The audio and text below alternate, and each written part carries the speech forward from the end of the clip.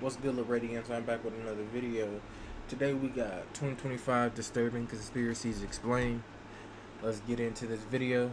But first, make sure you like, comment, subscribe, and follow me on my social media. Let's go.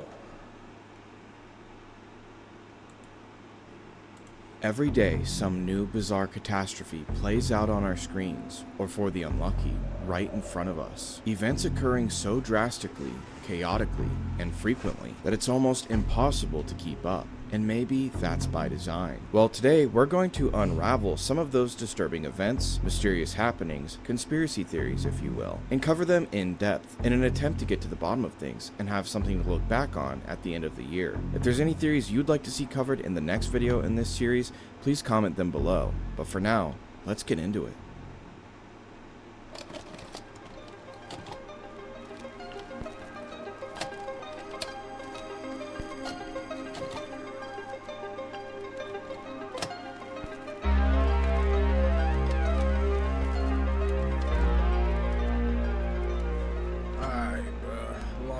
Intro, I ain't gonna cap.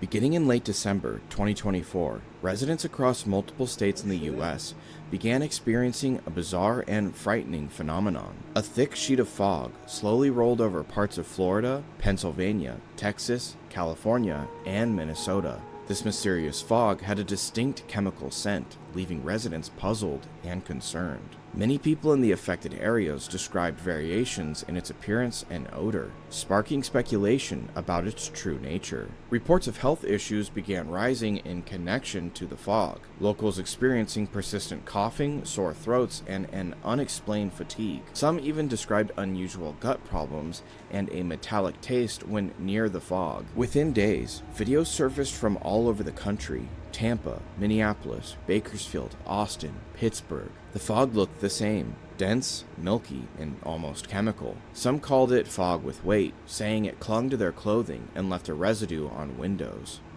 We had the mystery fog hit us a couple of days ago, and today we're walking around and we saw a bunch of these out in the yard. Does anybody have any idea what this is? Because it feels really light, like plastic, and it kind of looks like a geode, but I'm not gonna lie, that is plastic. That has to be plastic, because the only other thing I could think about is fucking candle wax. But what? There's no way that it's lightweight. It's almost got like a waxy texture to it. It's got a really strong chemical smell, and they're everywhere. My friend who lives in East Texas woke up today and this is what was in her pool. The only thing that she said that was kind of weird was there was some really odd fog yesterday. Dozens of people either something blew up,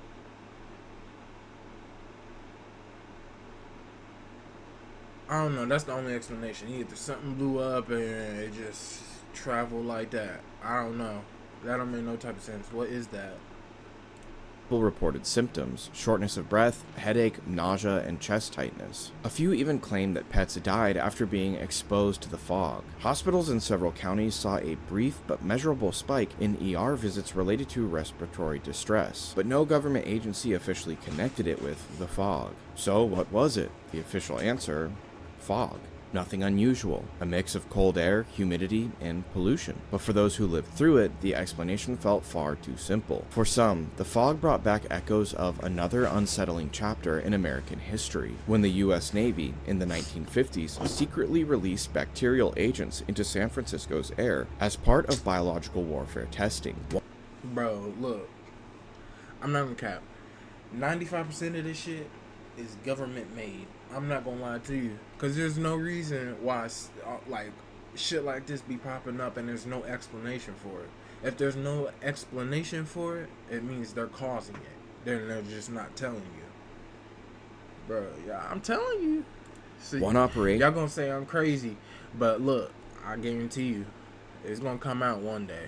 Watch. Codenamed Sea Spray, blanketed the city in a similar mist. From September 20th to the 27th, 1950, the United States Navy intentionally released pathogens, including Serratia marcescens, and Bacillus globigii bacteria into the San Francisco area. From results gathered from monitoring equipment at 43 locations around the city, the Army determined that San Francisco had received enough of the pathogens to have contaminated all 800,000 residents. Although many were obviously contaminated at the time, it wasn't made public until a hearing in 1977. During Operation Sea Spray back in 1950, at least 11 patients were hospitalized at Stanford Hospital with rare Serratia marcescens infections, a bacterium virtually unseen in the region prior to the test. One man, Edward Nevin, died of a heart valve infection, otherwise known as endocarditis, caused by Serratia marcescens. Other residents that were affected reported symptoms like persistent coughing, flu-like symptoms, and unexplained fatigue. Sound familiar? Shortly after the 2025 strange fog discourse started to die down, it reignited in early February, with hundreds of profiles claiming that a sample taken from a home in Florida found Serratia marcescens, tying it back to Operation Sea Spray and explaining the whole thing. Except I couldn't find a single...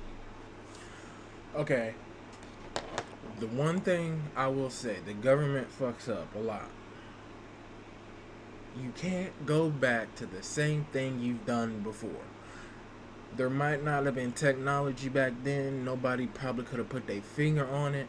But now there's technology. There's still people around from these time periods and shit. So it's gonna come out.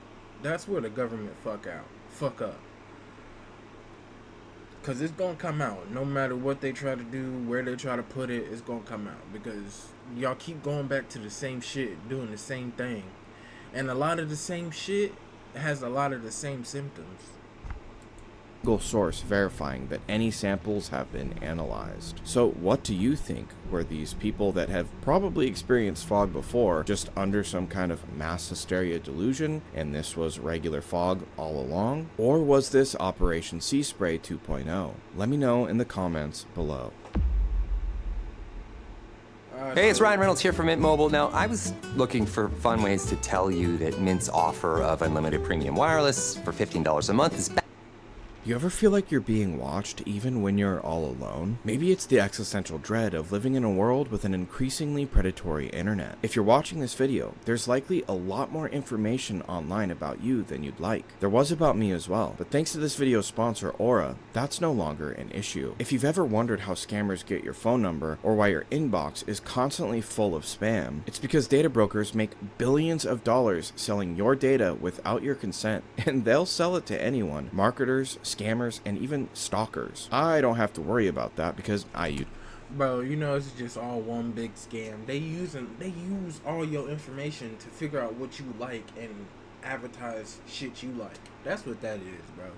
I'ma say it, and I don't care who feel like I'm lying, stupid, crazy, whatever. They use it to find advertisements that you like, and they personalize it just like that. And if you don't believe it, go look. I'm sure there's some shit out there. Use Aura. Aura monitors your personal data, including your social security number, across billions of data points like the dark web and public court records to detect and alert you to potential identity theft. They take care of the hard part, automatically removing your data from these sites and keeping it off. And they even provide you up to $5 million in identity theft insurance should the worst case scenario happen. They also provide a bunch of other features to keep you safe online, all inside one app. You can go to my link, aura.com/parasite to get 14 days for free. That's enough time for Aura to find out if any of your personal data is exposed. I highly recommend doing this right now. When would be a better time to begin protecting yourself, your assets, and your identity online? You can go to aura.com/parasite for 2 weeks for free right now. And a massive thanks to Aura for sponsoring this video.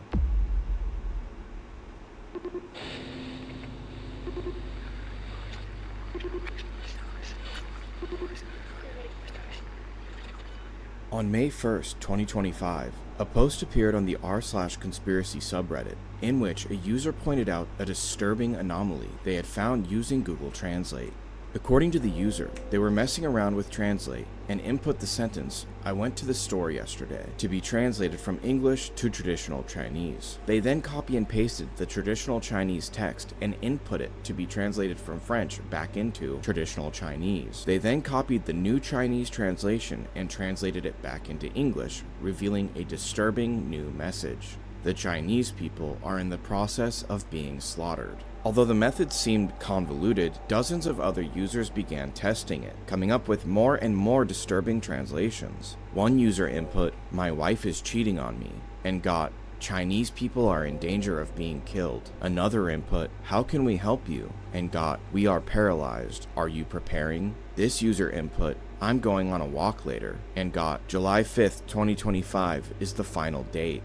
There were certain other commonly repeating phrases that were reported by users such as, "The beast is the beast," "The Chinese people are happy to see you soon," and "The right of the Chinese people to self-determination." But user after user after user input different phrases and came back with different variation of the OP's results. The Chinese people are in danger of being slaughtered. The general consensus ranging from this being some kind of bizarre anomaly all the way to this being a genuine distress transmission coming from China. Some users pointed out that some of the responses seemed to point to this being one big LMBF, or language model brain fart, a situation where the model produces incorrect, nonsensical, or irrelevant responses. Essentially a moment of failure due to confusion, similar to a human being forgetting something or being confused by a question. These users also pointed out how strange and convoluted of a distress signal this would have to be, and how complicated it would be to get this put in place, even pointing out that this could be US propaganda to push users towards an anti-CCP sentiment. But in context with certain other rumors circulating about the Chinese population right now, these bizarre translations take on an even more disturbing tone. A YouTube channel called China Observer recently uploaded a video called "Apocalypse Begins. Hundreds of millions disappear in China. Massive abandoned villages found." The first half of the video focuses on bloggers traveling to a number of small to medium-sized villages in rural China, only to find them completely abandoned,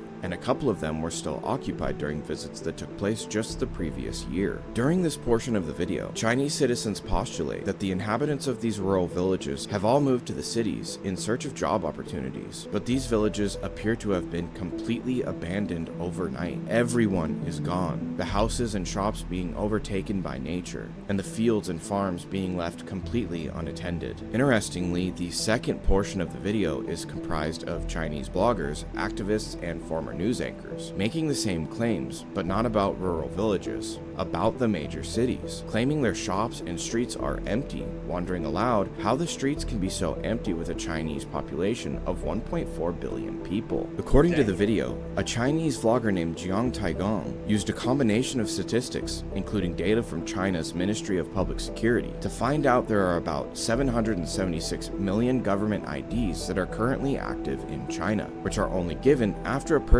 has reached the age of 16. And according to China's own Bureau of Statistics, there are about 240 million people under the age of 16 living in China, making the estimated population of China around 1 billion people. Although it's difficult to take at face value, based on the fact that these numbers are rough estimates from CCP government numbers, the video comes to a startling conclusion that there are roughly a few 100 million missing people based on China's own population statistics.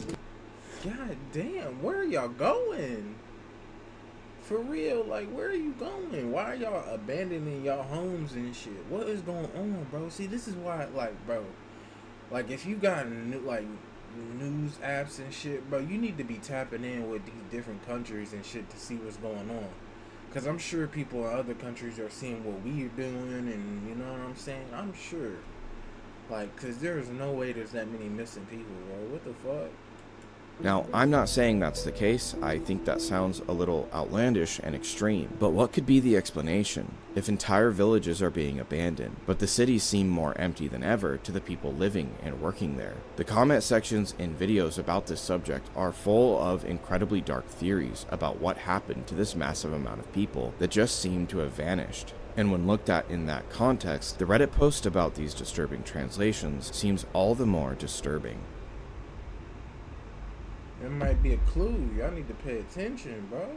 Great news, Spectrum Internet customers. Now you can try Spectrum Mobile risk-free for a full year at no cost to you. Bring your own device and we'll... Listen, y'all need to do y'all research, because I'm telling you, 95% of the shit that be happening leads to world issues. I'm telling you, bro. It never fails. Here in central Jersey, we've been looking for the past hour. I think we've seen about 40 or 50 of these drones. In fact, there's one over my shoulder right there. One after another, these drones appeared in the night sky. Former Governor Larry Hogan shot this video last night. These lights over his hometown in Davidsonville, just 25 miles from the nation's capital. He checked a flight tracker app while capturing this video, and that the devices he was capturing were not on it. The experience I had last night, however, changed the way I feel about this story completely. What I saw was more sophisticated than I ever imagined. The department says these mystery drones evade detection because they don't give off heat like regular drones. Somebody's spying, bro. They appeared suddenly, silent, coordinated, impossible to track. Beginning in late 2024, the east coast of the United States experienced a wave of sightings, not of ordinary drones, but of something much stranger. Large, silent crafts flying in perfect formations over towns, forests, even restricted airspace. And to this day, no one in power seems willing to explain what they are or why they're here. The reports started quietly. In October 2024, in Virginia, multiple residents near Richmond described slow-moving triangular objects gliding silently above tree lines. By December, similar sightings cropped up in New Jersey, Pennsylvania, and Maryland. By January 2025, the pattern was undeniable. Witnesses across 5 states had all reported the same thing. Unidentified objects flying in synchronized formation, sometimes in swarms of 10 or more. They had no visible propulsion, no sound, and often moved in ways that defied the physics of known aircraft. Military radar stations reportedly saw nothing, but witnesses across multiple counties all saw the same thing at the same time. Hovering black triangles, blinking red lights, and drones that made no sound whatsoever. At this point, NORAD, or North American Aerospace Defense Command, expressed deep concerns about the potential threats posed by these drones, as there were over 350 drone incursions across 100 different military installations in the last year. As sightings increased in New York, Nassau County Executive Bruce Blakeman authorized the local police to shoot down any of these drones that may hover near public gatherings. Even some private citizens fired at the drones.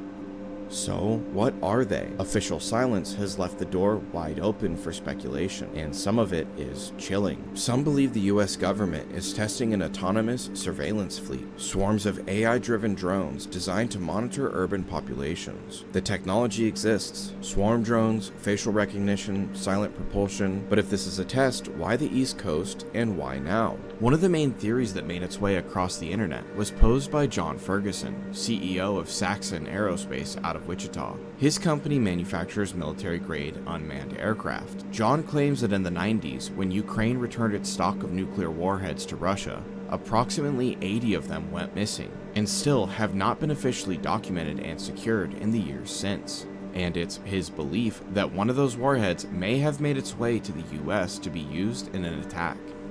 So, my belief is they're trying to smell something on the ground. Gas leaks, radioactive material, whatever.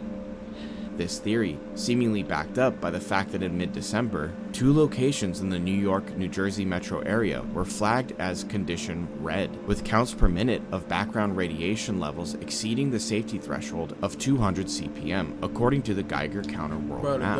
On December 15th, investigative journalist Kyle Becker reported on this detail, and minutes after, the Geiger Counter World Map was taken offline.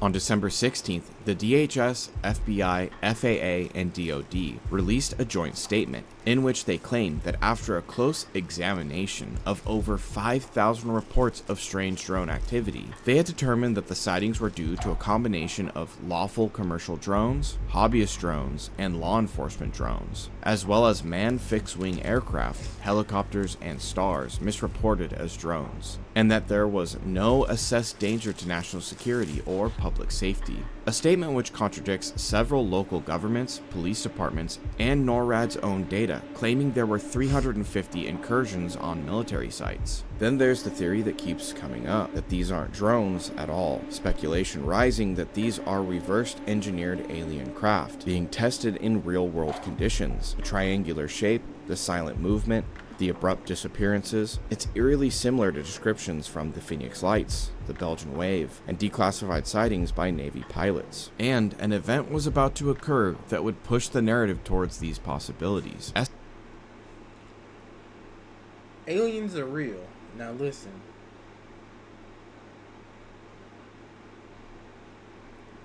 I'm telling you, we will see aliens before we know it. I'm glad he said that shit. Because I'm telling you, we about to see aliens sooner than we think we are. Pay attention. Just pay attention, y'all. That's all you gotta do. Escalating the story to a whole new level. On January 1st, 2025, a Tesla Cybertruck exploded just outside Trump International Hotel in Las Vegas. The only fatality being Matthew Livelsberger, a 37-year-old active-duty U.S. Army Green Beret. Authorities determined that Matthew died from a self-inflicted gunshot wound moments before the explosion, which was caused by loading the Cybertruck with fireworks and gas canisters. In the days leading up to the incident, Livelsberger allegedly sent... Huh? Who the fuck gonna put gas cans and fireworks in the car? What? Self-inflicted? Nah. An email, self-described as a manifesto, to a retired U.S. Army intelligence officer, Sam Shoemate. In this message, he claimed that the recent drone sightings along the East Coast were not conventional aircraft, but were utilizing, quote, gravitic propulsion systems, a form of anti-gravity technology. He asserted that both the U.S. and China possessed this advanced technology and were deploying it for surveillance and psychological operations. In the days following the bizarre explosion, popular podcaster and former Navy SEAL Sean Ryan rolled out the email manifesto to his audience, along with Sam Shoemate. Sean described the revelations as mind-boggling and anticipated they would, quote, raise a lot of questions. In light of the sensitive nature of the information, Ryan announced on social media that he and his family would be disappearing for a few days, indicating that he at least somewhat believed the information he was helping expose was true, if not dangerous. The FBI later confirmed that Livelsberger authored the email sent to Shoemate, though obviously they have not verified the accuracy of its content referring to advanced technology. Overall, the fact that an active duty Green Beret, one of the highest trained soldiers in the world, died to increase visibility on his claims regarding the drone phenomenon lends a significant amount of weight and importance to the whole affair. Despite there being hundreds of citizen witness reports and dozens of videos and dozens of news stories, there's still no public investigation into the drones. After watching just about every drone video that's out there, it seems fairly clear to me that these drones are man-made, but seem unfamiliar to the public as they are most likely much more advanced than what we are aware of. Based on the witness testimony that these craft were able to move much more quickly than currently known drone capabilities, and that they were apparently nearly silent. Whatever these crafts are, one thing is for sure. They are not hobbyist toys. They operate in silence, in secrecy, and without accountability. And until someone exposes the truth, we'll have to keep asking, what is watching us from the skies? Everything. If you think you ain't, you are. Trust me.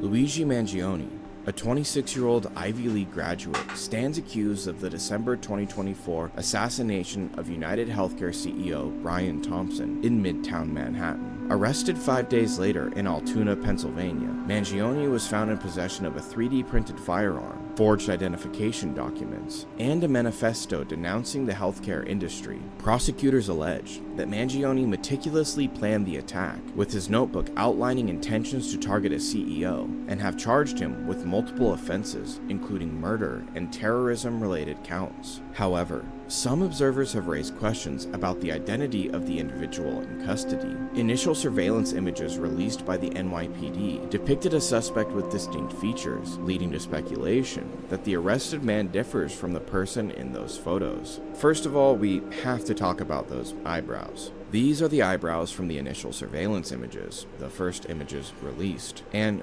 these are Luigi's eyebrows. Now, if it was the other way around, and the surveillance images had massive, bushy, almost unibrow eyebrows, that would be one thing. You can shave your eyebrows down and make them look really small. You can't go from small eyebrows to a bushy unibrow in a week. Then there's the differences between the outfit in the initial surveillance pictures and the outfit in the images that show Luigi's face. In the first image, the coat is some kind of rainproof fabric with no pockets, and the hood appears to be part of the jacket. In the Luigi photos, he's wearing a regular non-rainproof denim, canvas, or cotton jacket with pockets, and the hood is a fabric hoodie layered underneath.